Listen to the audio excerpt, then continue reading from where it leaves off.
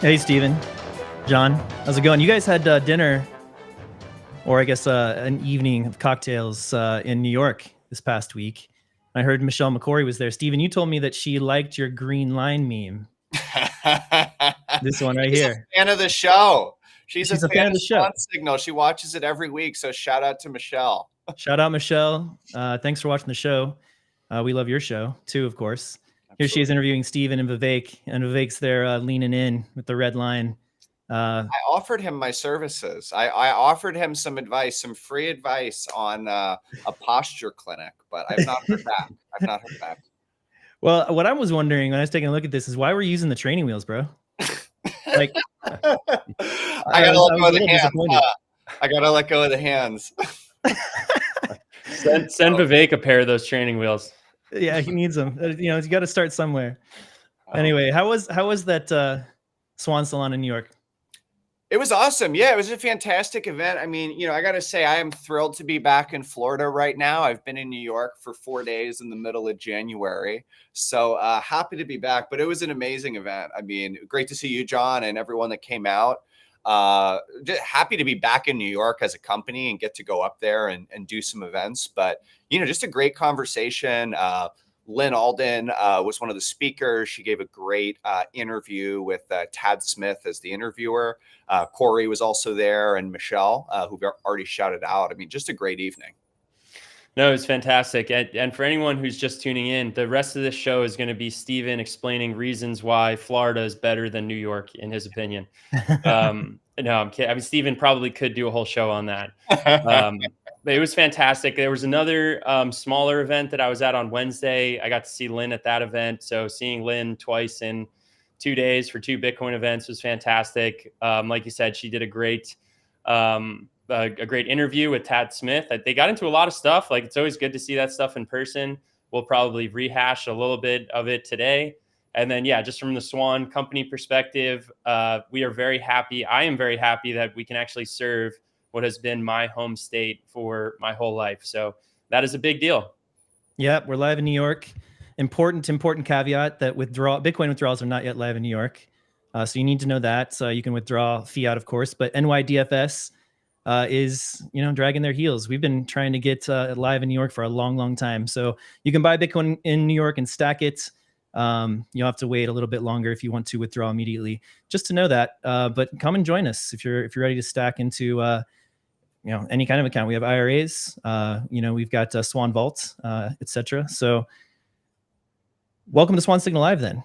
Appreciate everybody being here. We're going to have a fantastic show, lots to talk about. We got the inauguration on Monday. Shout out to Mara for supporting the show and for securing our beloved Bitcoin network.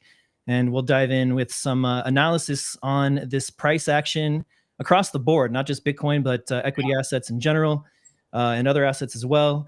What drove that, John? What kind of action here turned market sentiment very positive this week? Yeah, for sure. And I forgot, I have to address the fact that I'm wearing a suit and a collared shirt today. Yeah, we've got like 3 tiers of attire going on here. Yeah, I just wanted to be an even bigger contrast to Steven's white tank top. That's what it is. No, I'm wearing this, and it's actually funny. When I left the apartment this morning, I said to my wife, I was like, I can't believe I used to throw on a suit every single day for work for like years on end. At some point, I went on a team where we didn't have to a suit every day, but it was like still slacks and a button-down shirt, nice pair of shoes. I did that for years. I've totally fallen out of that routine. So like doing it this morning felt weird. But the reason I did it is I did a short in-person interview with fintech.tv at the New York Stock Exchange. It's always cool to actually go on the floor and do a live segment there. So I had the suit on this morning and I just kept it on for the show. That's the background there. Nice. One more quick thing before we dive in. Brandon's not here. We haven't mentioned that yet. I'm sure people are wondering where Brandon is. He's sick, unfortunately. So we've got Dorian on the thumbnail to take his place. We couldn't get Dorian to actually show up for the live stream. We did try. It was too short a notice. Maybe at Bitcoin 1 million, we'll get him. Hey, if Quiddim didn't live somewhere where it's 20 degrees in January, he probably wouldn't be sick right now. Am I right, Steven? Exactly it. This is exactly it. Like you guys, you make this choice to live in these states, and it's a form of mental illness, I think. As if there are no other factors besides weather, sir. No, everyone is just a pure rational agent that gets Yeah. whatever they want with no other considerations. Sunlight maximalism. I love it. Simple. All Me right, too. cool. Yeah, so let's just talk like market stuff. So this will be like a short markets and macro wrap up here. Basically, like it's not just a Bitcoin story. We're above 105,000 right now, but if you just look at what the S&P 500 has done for this week, if you look at what the Nasdaq has done for this week, you'll see it kind of chopped around for Monday, Tuesday, Wednesday, and then or actually Wednesday to start the day, it was up. And that's because at 8:30 in the morning on Wednesday, we got a CPI print, and that came in a little bit cooler than expected. So this is the very typical market response mechanism that we've seen for a long, long time, which is CPI comes in, market participants are trying to gauge what that means for the future path of CPI. And then in turn, they're trying to gauge what that means for the Fed's response to that path of inflation. They're trying to figure out how many rate cuts we're going to have. Is there a chance we even have a rate hike because inflation comes roaring back? All this type of stuff. In general, I'm oversimplifying here, but in general, obviously rate cuts are generally supportive of stock prices and vice versa. So I think that's kind of what you're seeing here. And you get Fed commentary every single week. So there's always going to be Fed officials speaking to, oh, CPI did this, core CPI did this. This means we're closer to our inflation target, blah, blah, blah, blah, blah. We could see this many rate cuts in 2025. So people digested all of that. But in general, you see that this has been a strong week for Bitcoin, strong week for stocks. So I think that's a lot of what's going on here. Looking at the much longer term trend, what I think is important to note here is that CPI, if I'm looking at this correctly, it's still in the high twos. Yeah. But call it around 3%. The Fed's target is 2%. What I personally think is happening here is that the Fed is not going to tell you today, right now, hey guys, we're okay with 3% inflation. They're never going to come out and say that in those direct terms. I believe that looking back on this period of time, kind of like post-COVID, post the inflation of COVID normalization, I think we're going to look back and we're basically going to say, oh, the Fed was pretty much okay with CPI being in like a 3 to 3.5, maybe 4% range. Again, they're never going to come out and tell you that now. Maybe they will in hindsight, years down the road. But I think that's the kind of environment we're in. Let me pause there because we have two other charts that I think are good to highlight that we're in a different investing regime than we have been for previous decades. But let me just pause there because I said a lot. Do you guys want to chime in with anything? Yeah, no, I mean, so I think part of the story, you're completely right. It's been all assets. I think Bitcoin has been the strongest performer on the way back, which is always a great signpost. Everything came down together. Bitcoin's basically at all-time highs almost. It's outpaced the S&P on the way up. But yeah, you saw a drag of all assets down. And I actually was tweeting about this earlier. This was almost a week ago here. But we reached a point at the bottom there where that day that Bitcoin went under 90 briefly during that candle, or is it 92? It like wicked under. All rate cuts had been priced out of the market by Fed rate traders. So on that day, they expected 0 rate cuts for the whole of 2025. And so, yeah, this was me on that day saying this is almost certainly wrong because inflation is relatively under control. And also new administration's coming in, they're going to want lower rates. Since then, that's exactly what happened. We got a low CPI print that, set the stage. And now there's several rate cuts for next year that traders have repriced back in, as well as Fed official Waller. He came out and said, yeah, we're expecting to cut several times. So there was this real panic that gripped financial markets that went, I think, to excess. And, I was there calling that out at the time. That has now reversed, and the S&P is close-ish to its highs. Bitcoin is, 3% under its highs, and it's been a great move as this kind of panic has unwound. I mean, we wicked down to like, 88, 87K, I saw, right? Something like that. Something like That was not even a week ago, maybe about a week ago. Yeah. So strong move. Again, why you guys should not trade in and out of the Bitcoin market, right? First of all, you've got to beat the taxes, and that's just hard to do, extremely hard to do. But there's a period of days, a small period of days in every year that Bitcoin performs or outperforms, and you're going to miss those gains. So $17,000 move in a few days. This is how Bitcoin goes. So just hold, hodl. This is another example. Always point this out when these kind of moves happen. Absolutely, yeah. And I think it just points to the world we're in, where Bitcoin, I think as time goes on, is just being more and more affected by what are like mainstream macro topics. So I think that's just important to keep in mind. It's obviously going to move around more than stock indices are, but I'm not surprised to see it move somewhat in tandem with equity markets, especially as there's a new administration coming in. People are trying to figure out what's the path of interest rates going to be, what's the path of the dollar going to be, what are the pro-business policies that are going to come out, tariffs, and we're going to talk about tariffs a little bit in this show. And then obviously we're going to talk about our forecasts for what does the orange man deliver in terms of a strategic Bitcoin reserve come Monday. So yeah, but before we get into all that, Brady, can we pull up those two charts just to talk a little bit more about macro and about the investing regime being different? Yeah, perfect.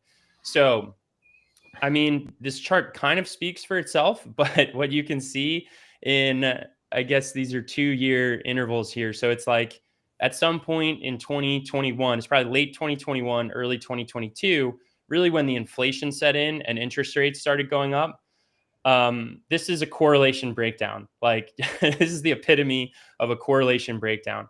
In general, what you had seen is that as real interest rates went, yeah, okay, you can see the relationship here. I'm not going to describe it, but basically the gold and the real yields. We do have our podcast listeners to think about. So you should, this is a chart comparing gold price and real 10-year over time. And there's a sharp divergence at about that time that John described, 2022, where gold goes up in the chart.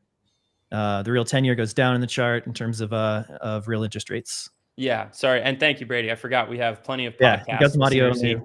Cue this up over the weekend. Right. Okay, so this is showing the relationship, which is like a classic relationship that any professional investor knows.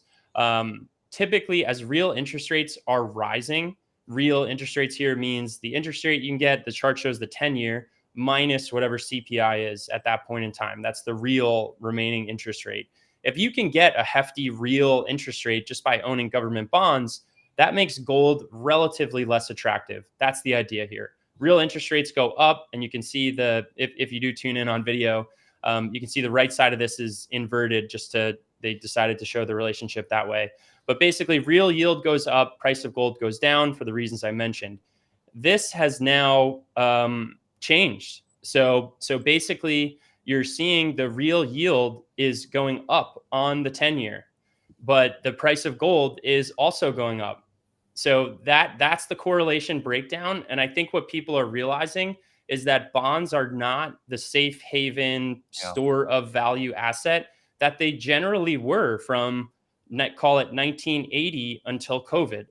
So these are like the big macro regime changes that you need to get right if you're managing your family's money and trying to be an asset allocator.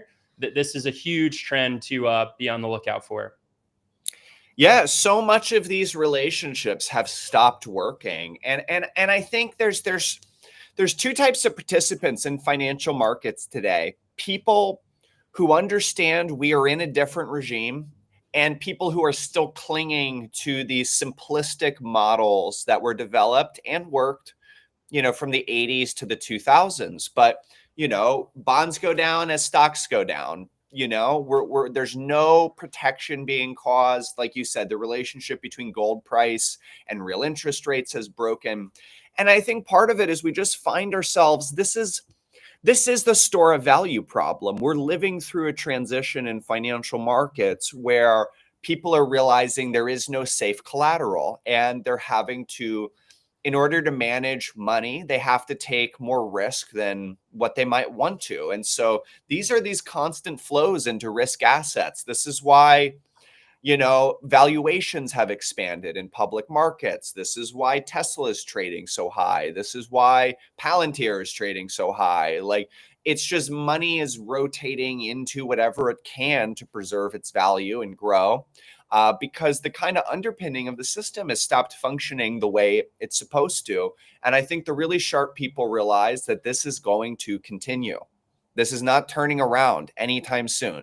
Bonds are not going to regain their historic mode of operating. This isn't, there's not like mean reversion happening. This is what's happening. And you better own the assets that actually win and capitalize from this regime, Bitcoin being my favorite.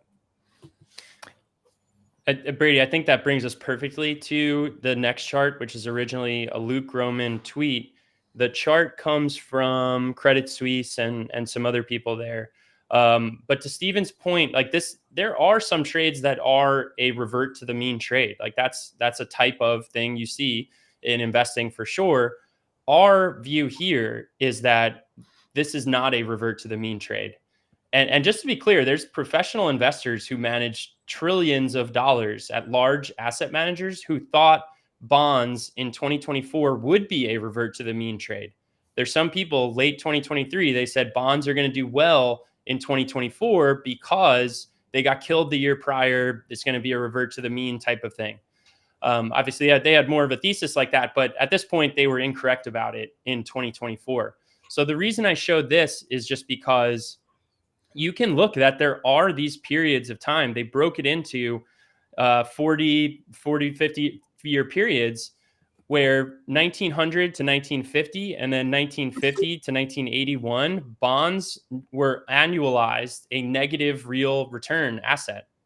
Then from 1982 to 1921, bonds were a phenomenal asset.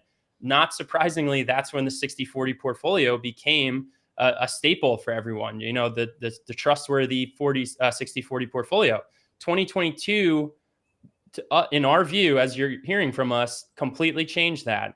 And we don't believe that it's a revert to the mean type of thing. We believe you're in an extended period where bonds are not going to be a good store of value asset.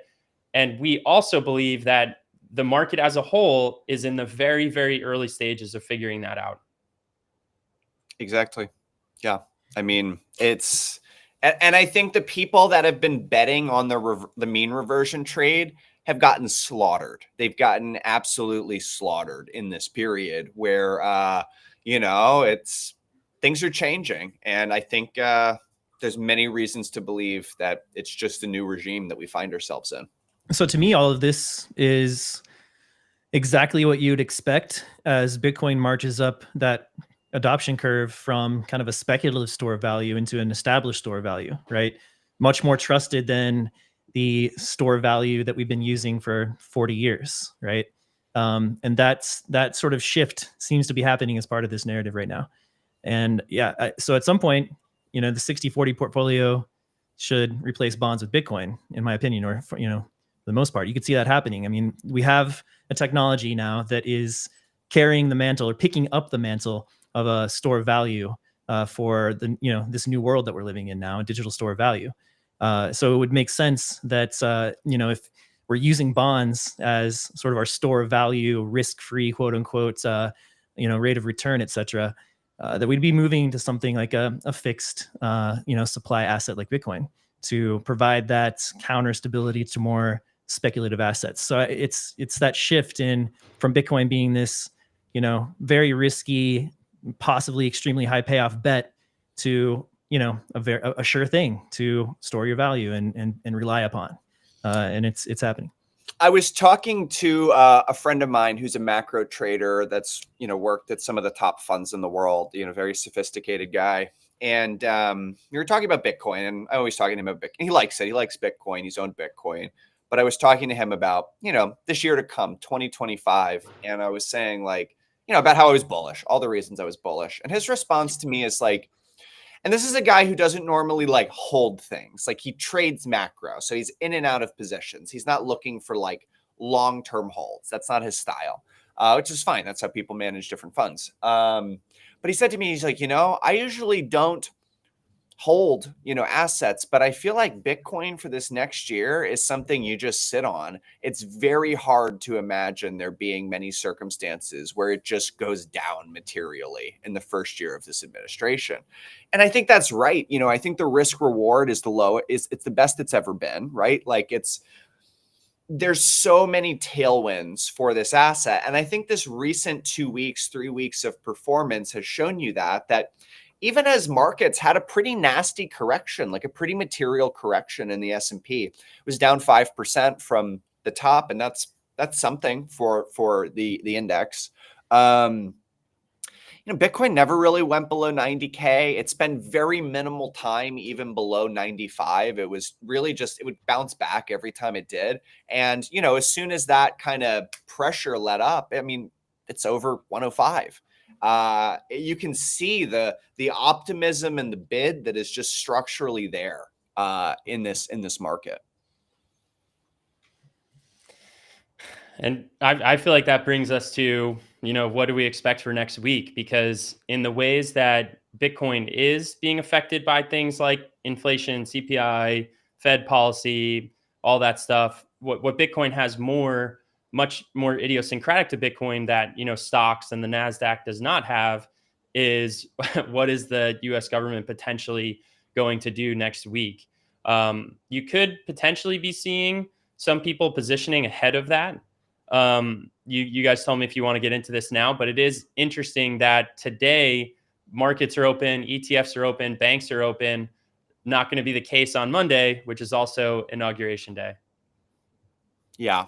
No, this is a big theme, this is your last day. If you're a traditional trader or you want to get exposure via equities markets into the spot ETF or into futures, you have to put on your long Bitcoin position today if you think Trump's going to say or do anything about Bitcoin before 9:30 a.m. Tuesday, right? It's a really interesting situation that is forcing people into position. They can't act in real time. That's what's happening. All of the algorithmic high frequency stuff, you have to buy it today because there's no real time advantage if he says something anytime before today and early Tuesday morning. And I think it's not just today, like the next few hours, and then you're done. Yeah, until Tuesday morning. That's not the way the world should work, really. Yeah. Bitcoin's open. Swan will be open. So what are we expecting for next week, guys? We've been talking about Polymarket trades, about the SBR. We've also got SAB 121 potential executive order coming out on day one, which we should discuss for sure. We've got some Lummis action. She sent letters to a couple of different agencies in the U.S. government this week about Bitcoin. We can talk about those as well. But let's focus on Inauguration Day, first week. What do we expect from Trump? Do you guys think that this might be sort of a buy the rumor, sell the news kind of situation that, we're expecting all these things to happen on day one. If they don't happen on day one, there's going to be a sell-off for Bitcoin. What do you guys think is going to happen, and how do you think it'll affect price action in January? Yeah, so I'll take a first stab at that. I don't think if nothing happens on day one, there's a sell-off. I think if nothing happens in the first week, there may be a sell-off. I don't think it's so indexed to day one. But outside of that, so you basically just get the question, does he or does he not do something in the first day or first week of the presidency involving Bitcoin?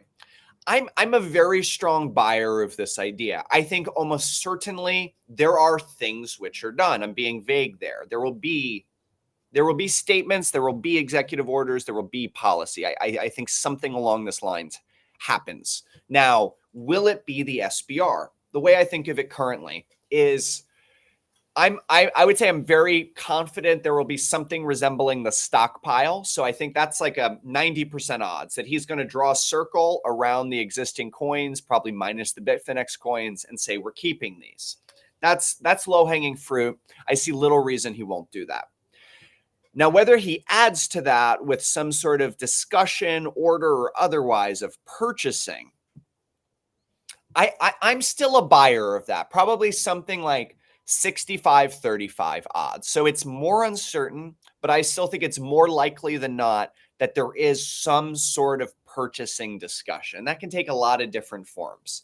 Now, the thing I'm more skeptical on, I think the Loomis bill. And this is like at all, or are you time boxing these predictions? I'm saying something like in the first week or so, or like right. Okay, just making sure. Yeah, we get it soon. Okay. The Loomis bill is going to take much longer. That is going to, that's a much bigger thing. That's harder to get. I don't have a strong read on that one, but I do think you see some sort of top-down action by Trump with Bitcoin, and there may be some things that people are not expecting. I mean, I think there's unknowns here that you should be bullish on. I think you're going to see more action than people think. I think this is a serious drive for the administration. And I don't think it's a sell the news event. If this happens, there will be a pump. There will not be a sell-off. Yeah, I think in a buy the rumor, sell the news situation, it would effectively be that there's sort of a whimper, relative to expectations. So maybe there's something like an executive order that says, I direct all of, the executive agencies to adopt a pro crypto, blah, blah, blah, do some research and that kind of thing. That would be like a letdown, right? That would be a letdown. I could see leading to a sell-off. If we get just the SAB 121 executive order, which sounds likely according to the Washington Post, I think they reported that here. Expected to issue executive orders on the first day of his presidency that may address issues including debanking and the repeal of controversial crypto accounting policy requiring banks holding digital assets to count them as liabilities on the bank's own balance sheet, which obviously strongly disincentivizes them to do so. If we get just that, while it would be, and we should talk a lot more about this, while it would be extremely bullish, there's been so much focus on the SBR that if that doesn't happen in the first day or the first week or soon after he takes office, there could be a sell the news kind of a situation. I think so. Yeah. I don't think he can leave it unaddressed. No, there's a lot of pressure. There's a lot of pressure. People are waiting. I mean, there are dozens, if not 100, executive orders that will be signed that day. So yeah. He has said it himself multiple times, not just in Nashville, but since he was elected, he has reiterated his support for this idea. It's in the New York Times, they're talking about it. In Bloomberg, they're talking about it. In Forbes, they're talking about it. He can't ignore it. He has to address it. Free Ross. Yeah, we can't forget Free Ross. I saw in the comments there. Free Ross on day one. I expect that should happen. I mean, that was the first promise he made in Nashville. And I don't think there's a lot of political capital to expend on that one. So that one seems like a no-brainer. It seems that way. I think if he cares about anything, he cares about at least giving the appearance that he's following through on things he promised. It may not take the exact shape that he said or that some people thought that he was going to deliver when he made a promise, but I feel like it's got to be something. And it's also important to remember it's not just him. It's the people that are now close to him. Howard Lutnick, David Sachs, Cynthia Lummis, Vivek, RFK is part of his broader team now. Like if it was just Trump and Eric Trump making these comments, I might be like, they're going to get convinced otherwise. And maybe, it'll fall to the back burner or something like that. But given that it's like their whole team and there's like other people in his inner circle that I've heard rumors about are kind of, for this idea. So it's like, you're talking like almost a dozen people who seem to be on the same page. I think we're going to see something, maybe not Monday, maybe not an immediate purchase plan, but I think we are going to see something. I mean, Bitcoin's like marketing plan, let's just call it that for fun. It's baked into the protocol. It's part of the system, is that buyers who become hodlers are basically paid to evangelize Bitcoin. That's what we're doing here, right? I've basically been paid to evangelize Bitcoin for 7 years. Buy Bitcoin. not just by Swan, right, but by Bitcoin, and a lot more by Bitcoin. So that these people are hodlers, right? The administration is full of hodlers. And we elected 100 pro crypto, and if you're in crypto, Bitcoin's the king. There are people out there trading crypto, but if you're into crypto, quote unquote, and you're an advocate of crypto, that includes Bitcoin for you, and almost certainly, right? So there are pro Bitcoin people all over the government now, and they're being effectively paid by Bitcoin to advocate for it. And so that cannot be underestimated here. This is just the incentives of the network at play, and this is how it spreads. And it's I agree with you, John. Like, it's not just those two guys; it's his close team, all the people you mentioned, plus hundreds and hundreds, thousands of others who are going to be a part of that administration and in other parts of branches of the government who are Bitcoiners, and that number just grows, year after year. I also think it's important to remember that it's nation state adoption, US SBR. That's not like the only thing Bitcoin is waiting on here. Like, you have to remember the adoption is coming from so much more than nation states. And I'm still actually a believer that the nation states take longer to get on board and to actually develop a plan and do something about it. At the core, I think the corporate adoption is going to be a bigger story for 2025 as a whole. And then just like the broader adoption from family offices, financial advisors, individuals, hedge funds, like that whole community, that story is playing out almost certainly. The nation state adoption, I think there's a lot more variables, but I think it's important to note that it's not like Bitcoin's waiting on nation state adoption. And if it doesn't happen, oh my gosh, no one else cares about Bitcoin. That's certainly not the case. Yeah. Well, let's talk about corporate adoption, because that SAB removal of that advisory would be extremely bullish for corporate adoption. It's been really holding things up. So SAB 121 requires banks to recognize a liability on their balance sheets for safeguarding of digital assets. So basically, even if they don't own the Bitcoin, like let's say I want to store my Bitcoin at Goldman Sachs, because that's where John used to work, at Goldman Sachs, and they would have to recognize my Bitcoin as a liability on their balance sheet, obviously disincentivizing banks to hold or custody Bitcoin, right?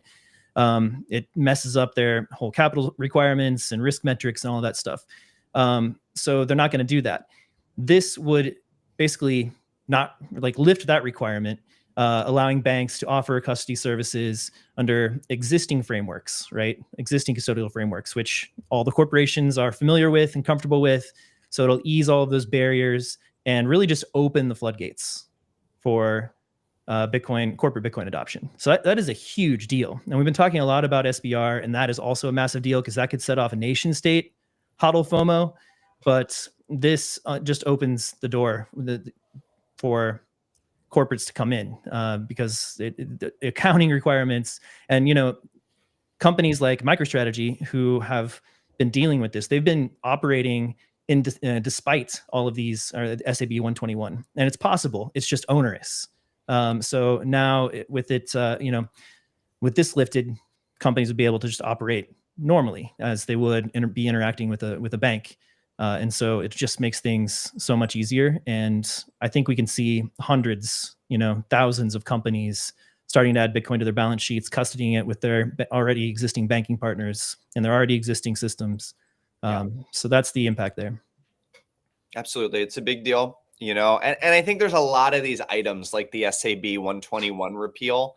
We're just getting started with, I think, some of these positive, successes. You want to take a look at some of the Polymarket stuff? Yeah, let's do it. So here's a very bullish one. It's a lower volume than the first 100 days market, which we also have here. So, but it's 62% chance that SBR happens in 2025. Obviously, that's gone up a lot in the past week, from about 40 up to 62% in the past week. There have been some reports, most notably the New York Times, that mentioned this, I think, in a short piece that this is being discussed, and there's I think the quote was real momentum behind it. Yep. And then Here's the first 100 days market. It's a larger market, 2.1 million. The other one is just a couple 100,000. Still up from like a 25% low to like 41 here. So both of these markets rallied hard. Yep. Do you have the screen up, Brady, that you could tell us how they define Bitcoin reserve? Oh, right. Yeah, I have it pulled up. I can read it off. Hold on one sec. Because this tripped me up a little bit. I was like, oh man, that could be kind of subjective. So Polymarket must have. So okay, so for this one, U.S. National Bitcoin Reserve in 2025, the rules of this market says it will resolve to yes if the U.S. government holds any amount of Bitcoin in its reserves at any point between January 1st, 2025 and December 31st, 2025. Otherwise, this market will resolve to no. Note that the U.S. government confiscating Bitcoin does not count as holding Bitcoin reserves. The primary resolution source for this market should be official information of the U.S. government. So if the U.S. government holds any amount of Bitcoin in its reserves at any point, it's not very well defined, to be honest. No, because you could say that like they're holding the confiscated Bitcoin in their reserves. And does that work or not? Like, is it saying that Bitcoin can't be confiscated? It must be purchased? Or are they just trying to hedge out them seizing some from an arrest doesn't count? I don't know. Yeah, it just says it doesn't even define what reserves means, which is kind of annoying. So let me look at the other one. Yeah. All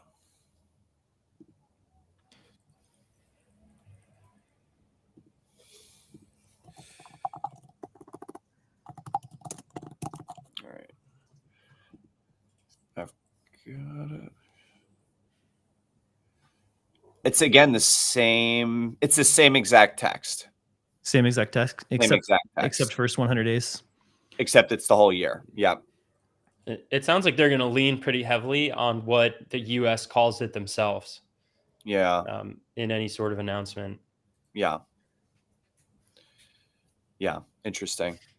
This does get into the whole debate of reserve versus stockpile. And one of the times that I had the chance to chat with Lynn this week, I brought it up to her.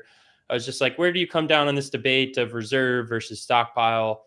To give a super condensed version of that debate, reserve is more like a monetary asset, monetary stability, potentially backing the dollar, either explicitly or implicitly. Stockpile is more, think like a sovereign wealth fund. And Lynn had I said to her, I said, my quick take is that it's going to be more like a stockpile, regardless of what they call it. Because I think we're so far away from a Bitcoin holding of the US government backing the dollar in any meaningful sense. So I said, I think it's going to be a stockpile. And she said, yeah, I could see that. But then she brought up a good point. She's like, the weird thing about a country like the US having a stockpile sovereign wealth fund style is how much debt we have. Like, we're a net debtor nation. Mm-hmm. So it's kind of weird to say we're going to come up with a stockpile. Like, that makes sense for Saudi Arabia, for Norway, these countries that have a sovereign wealth fund and they're not debtor nations. When you're already in the red on like a trading balance perspective, it becomes a little weird to say this is our stockpiled asset and it's like this big compared to our debt, which is this big.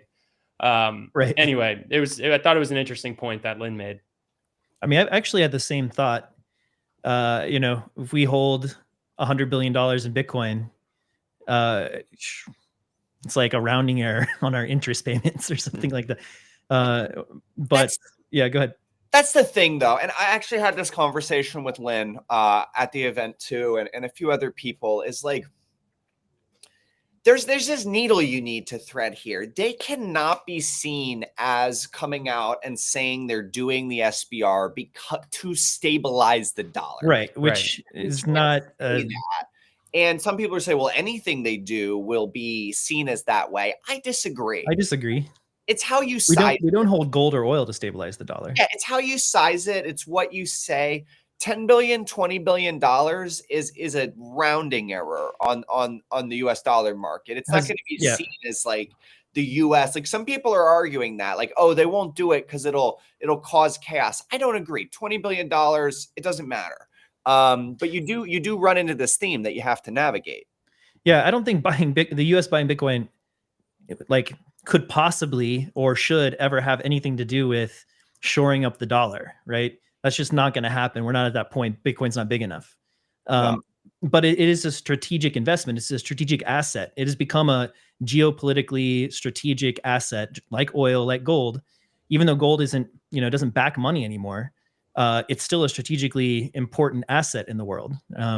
It's and Bitcoin fits in that definition now. So we should be, stockpiling it, because at some point there's going to be a strategic reason for us to have that Bitcoin, and so we should have it, and we should get it now and sooner, and before other countries. That's the way it needs to be sold. That's the way I've always understood it. But people, who are outside of Bitcoin, kind of looking in, that needs to be explained clearly. It does. It does need to be threaded very carefully. I also want to pull up the Bitcoin price odds on Polymarket. I want to do a 2-week check-in on some calls we made 2 weeks ago. All right, let's see here. So we made some kind of what you'd buy and what you'd sell on Polymarket in regards to the Bitcoin price about 2 weeks ago. And so we're going to check back in on, this is January. Yeah, this is the only one I could find. I could not find the I got the end. Yeah, shoot me the link in the chat. I'll pull it up. Yeah, I'm sending it right now. Polymarket search is it's not too good. Not the best. It's right in there.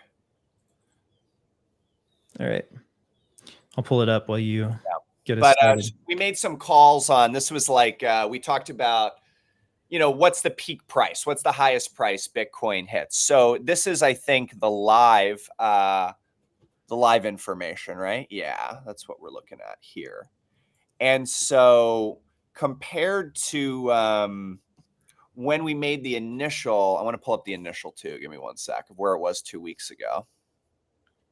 Okay, I've got it here. So we were big buyers 2 weeks ago on the show of the 200, which was at 24%, especially the 140. Or sorry, let me see this. The 150 was at 44%. So in 2 weeks, when we were looking at this, the 150K, it was 44% 2 weeks ago when we said we'd buy it. It's now 56%. So that's up 12%. From the 2 weeks ago. And as well, you had increases across the board on the other numbers. So you can go back to that episode just for fun and to keep everybody honest of the probabilities we thought were mispriced on here. And they're all up in the last 2 weeks. So those calls ended up being correct. Really big, the most movement on 150. That was where the most action was. And this is by the end of the year, 150K by the end of the year, which a lot of us, a lot of you watching and us here, I think is bearish. But yeah, I'm a buyer of all of these. The $1 million at 5%, like, I'm buying that. No, I think there's a 5% chance. Obviously, I'm just going to buy the Bitcoin, but I think there's probably about a 5% chance that it could hit $1 million if this suddenly hits. If there's an SBR, if the United States starts buying Bitcoin, well, yeah, that could set it off. Yeah. I think the 1 million's fairly priced. And even with the recent run up here, I'd still be a buyer of that 250 down to, 150 range. I think those are still underpriced. I think you're kind of 150 high water mark is basically, unless something goes massively wrong, you absolutely will see that. 200K at 28%. That's seems pretty low to me. I'd say that's like at least 50. Yeah, I think it's low. I think you have a much higher chance of that. At least. Yeah. What do you think, John? 200K by the end of the year. What are your odds? Polymarket has it at 28%. I would buy that for sure. I think remind me, it just has to cross 200K at some point. It doesn't have to end the year at 200K, right? I think it's a close at UTC. Certain time. Yeah. Okay. Yeah. Like has to end one of the days. Oh no, it says if any Binance 1 minute candle. So just a tiny little anytime 1 minute candle goes over it. Yeah, man. I think that should be way higher than 28%. Just because I think we talked about this a couple of weeks ago on Swan Signal. We were talking about like what kind of pullback we see in the price. Yeah. And generally speaking, I do think we're going to see significant pullbacks on a percentage basis. Significant defined as like somewhere between 40 to 60%. But the main reason I feel that way is because I think the euphoria is going to kick in. I think you're going to be having publicly traded companies trying to pull off the MicroStrategy, LBE, leveraged Bitcoin equity playbook. I think you'll get some announcement, like we talked about at the beginning of the show, from the US. I think you get other nation states. I'm not talking, 100 nation states. I'm not talking 100 publicly traded companies, but publicly traded companies, probably like a dozen or more, I think in 2025 are going to try to copy that LBE playbook. I think we get a handful of nation states that once they see the US is serious about at least holding Bitcoin, they're going to try to do something. And there's going to be a period in time where it's just going to seem like everything's happening at once. Oh my gosh, they announced. Maybe Zuckerberg does, right? Like that's another potential shoe to drop. And if enough of those things happen in a 1 to 2 week time period, the euphoria kicks in. You have to remember, these are markets that humans are driving. And I think we just definitely go above 200K. I think there could be a pullback of potentially 50% if you get a series of negative headlines. But man, 200K just seems like it would be too orderly to think that we just kind of go up gradually to 150, 170K and don't go higher than that. Yeah, I agree with that. I think it's probably the floor is like 30%, which is what we've seen in the past in bull market drawdowns. Unless we get like even more euphoria, right? But everything, I just feel like it's going to be the same thing playing out with different players in terms of the levels of euphoria that are going to be happening, and percentage terms of the total network value, right? Yeah. It'll be bigger whole numbers, but I think we've got 70 companies holding Bitcoin right now, public companies. Almost all of them are quite small holdings, but that is growing with, like we were talking about, SAB 121 going away. That's just, I could see most corporations, starting to, think seriously about buying some Bitcoin, and a lot of them actually doing it in 2025. And all of this stuff initiates, like, people are understanding Bitcoin as an asset that you hold on to. This is a reserve asset for your corporate treasury, for your own personal treasury, for a nation state treasury. This is now the understanding of Bitcoin. It's not something to gamble on. It's not just some magic internet money that these dorks play with. It's not gambling. It's an actual asset that's here to stay, that's been legitimized and integrating very quickly into our legacy financial system. And that understanding is very different from 2017 or 2021. That's out there now, right? That idea that Bitcoin is a legitimate store of value asset that is worthy of being on corporate balance sheets and worthy of being held by nation states has not existed in a bull market yet, right? Sure. And with these rules and this administration coming in, this new government coming in, it's just all set up and the fundamentals are there for just what could be absolute fireworks. There will be blow off tops. Something will happen. Something will break. Somebody will get, like you said, John, like way too leveraged and irresponsible, and something will break and it'll be a big headline and people will get scared and there'll be dumps. That's going to happen, but I don't see it going much below 30%, if even that, and then it's going to be right back up because it's buying opportunity. Where the top is, I don't know. If the US starts buying Bitcoin, a bunch of other nation states start buying Bitcoin, Facebook buys Bitcoin, so not, more of the Mag 7 buy Bitcoin, then it's like, okay, well, the most influential holders of assets in the world, BlackRock, etc., are holding and facilitating Bitcoin transactions and accumulation. Like, maybe we have hit the suddenly, and you're on the asymptote of the adoption curve, and there's not these sort of the initial tail volatility and cycles anymore. It's bigger than that now. That's a possibility. So I'm a buyer of the idea that, like, you see a lot of these treasury strategies and you see a lot of these companies that do something. I'm still somewhat skeptical that we see it at these like really high level, like, Mag 7, these larger companies.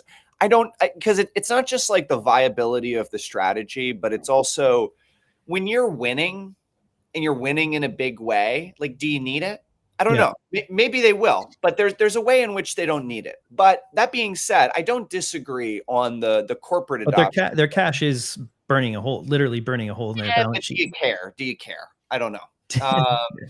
You know, care enough to take a big step. Like, we'll see. We'll see. I don't have a strong opinion on it, but I do think you see a lot. We already have seen a lot of these corporations moving forward with it, and I think you do continue to see that. And I think it is a huge driver. So I definitely don't disagree on the corporate adoption point. I'm also bullish. You're going to see quite a bit of that, much more than in the past this cycle. This year, but I wonder if it really makes it all the way up to the Apples and the Googles and all of that. But either way, like the SAB 121, I mean, it's a big deal for the banks, and the banks getting involved like opens up a new dimension for even what can happen in this industry and what can happen for companies that are going to be looking for custodians. They'll be looking for, so I mean, the basic premise is all good and all true, and yeah, I mean, I just think the environment we're faced with is one where it's such a swing versus last year. It's such a radically different swing on a regulation front and on the relationship that the industry is having with the power structures, where you know, like, just the difference between 2025 and 2024, I think, will be stark. Just to elaborate on Steven's point about when the Mag 7 companies are winning as much as they are, which I totally agree with, just to put some numbers around it, NVIDIA, the last 15 years of total return for their stock on an annualized basis has gone up about 45%. Amazon is kind of the next one here, 27%. Apple's 26%. Microsoft is 20%. I mean, that is winning from such a huge perspective. These shareholders that have big positions in these companies to be up 20 to 40+% per year for 15 years in a row, you have delivered such incredible success for your shareholders that, like, there's just not a huge incentive for them to say, let's do this new thing that we don't really have a core competency in. And I think there's a 0% chance that they try to pull it off as big as MicroStrategy, because that takes like all of your focus. So I think the question is, like, do they say, hey, we have a lot of cash, let's put 1% of it into Bitcoin? That's more along the lines of what I'm thinking, for sure. I think it could happen. You know, Tesla's got what, 10,000 Bitcoin, right? That they've just kind of been holding on to for 4 or 5 years now. That could happen, but I think even then, it's hard to like get the focus from shareholders and to get them to care about it. I think it takes a company like Tesla with a unique founder. Meta, I think, probably has Meta can do it. I mean, Zuckerberg's got just like Saylor, Zuckerberg's got control. So Zuckerberg could do it. I think the rest of them, you have limited shot, but I think there's a decent chance maybe you see Zuckerberg do it. The guy has a goat named Bitcoin and another goat named Max. He likes it. You can tell he likes it. He's obviously going through a bit of a vibe shift, of an image rehabilitation lately. So you could see, especially, so here's the thing. If the administration does the strategic reserve, I think your probabilities of all these things go up. Because you're seeing all these big tech companies trying to make nice and kind of, they're making donations. They're coming to the inauguration. They're doing these things. And so if Bitcoin becomes seen as a Trump thing, I think your meta probabilities go way up. There's a way that it's kind of just seen as like, well, companies are doing good doing this. MicroStrategy's up a lot. Trump's into it. Why shouldn't we do it? It'll be seen as favorable. Agreed. Let's give a shout out to Senator Cynthia Lummis for fighting the good fight, writing 2 super well written letters. One about whistleblowers who came to her regarding destruction of evidence or potential evidence documents at the FDIC regarding handling of crypto assets in the Biden administration years. go check out that letter and read it. It's super well written, interesting. Another one about the potential sale of digital assets, 69,000 some coins by the U.S. Marshal Service, and basically saying, that's really stupid. Don't do that. And this is like terrible timing. The new president's about to come in. New government's coming in. You're going to do this literally the night before that all of that happens. So Senator Lummis out there fighting the good fight on behalf of Bitcoin in Washington. So props to her. I think that's the list for today, fellas. Yeah. Exciting year. Exciting year. Let's see what happens. Here we go. Down the Trump 2 rabbit hole on Monday. We're gonna have something to talk on a week from today. We're gonna have something to talk about. I could really. I don't think I said this. I think I said this to you guys before the show. I could really argue it either way, whether something happens next week in particular. So I'm kind of waiting. I'm eager to see. Me too. Likewise. Me too. There'll be no shortage of topics for this next year, and I think that's one of the talents of the Trump administration is making headlines. Steven, tell us about Swan Private. Steven heads up Swan Private at Swan, and I'd love for you to tell us what you do.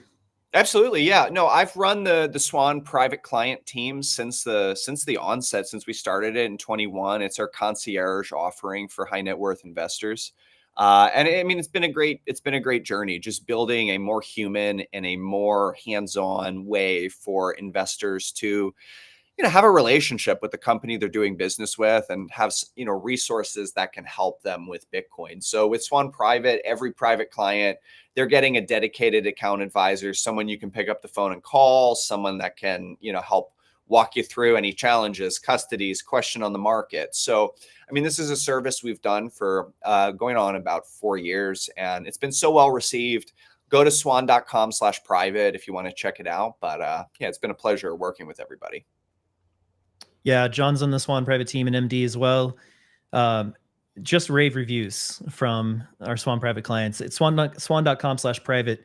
There's a video at the top of the page. Watch that. And you'll see 3 clients and giving their stories about their experience with Swan Private, and just get a little taste of what we do there. So if you're interested in developing and expanding a meaningful investment in Bitcoin to really secure your legacy and your family's legacy, check out Swan Private, swan.com/private. You can DM Steven or John on Twitter, and they'll take care of you as well in that regard. Or me, either way. Any of us will put you in the right place. We would love to do business with you. Thanks so much for joining us again today. We'll be back next Friday, same time, 11 a.m. Pacific, 2 p.m. Eastern. And Brandon will be back with us. So looking forward to having our fourth member of the crew back. That's it for today. Enjoy the inauguration, everyone. Take care.